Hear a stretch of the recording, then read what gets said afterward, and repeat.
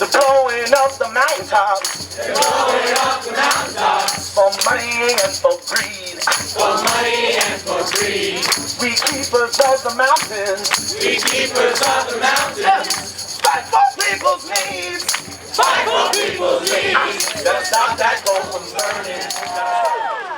I want to talk a little bit about my story. Maybe that'll fire you up a little bit more, because I'm going to tell you a little fire in me.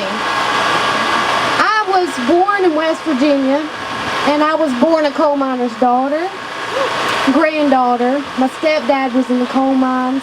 My uncles were in the coal mines. And in West Virginia, you're taught to live, breathe, eat, literally coal. We are taught that coal defines us. So as a little girl, I was proud of my coal heritage. I was proud to be the coal miner's daughter.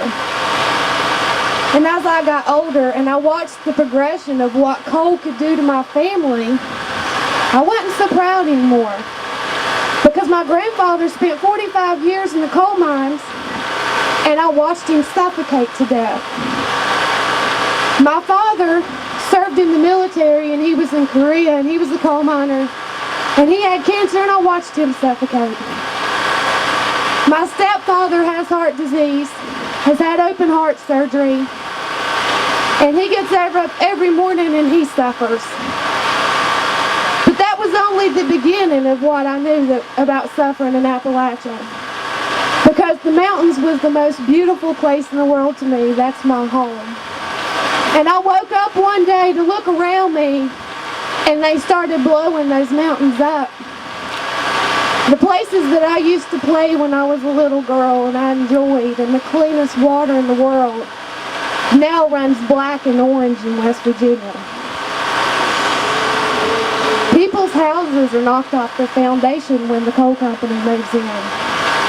Widows cry to go home at their death because they run people out of their communities.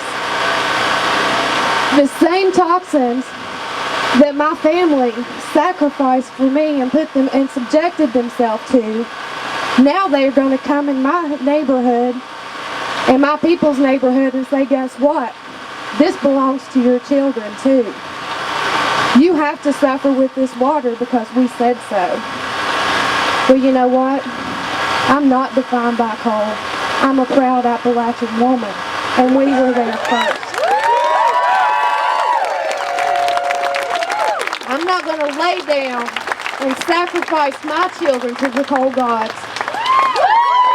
And Massachusetts shouldn't either.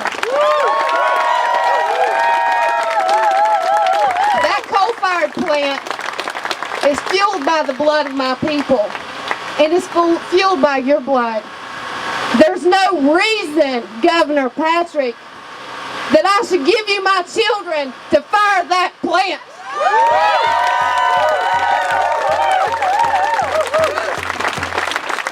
So I think today you should be fired up. Let's raise some hell, and let's take Massachusetts and Appalachia back.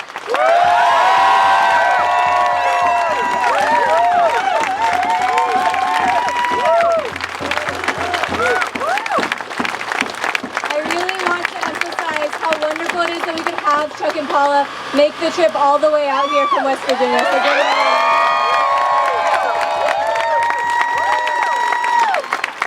next we're going to hear from Dorian Williams. Dorian works for the Better Future Project.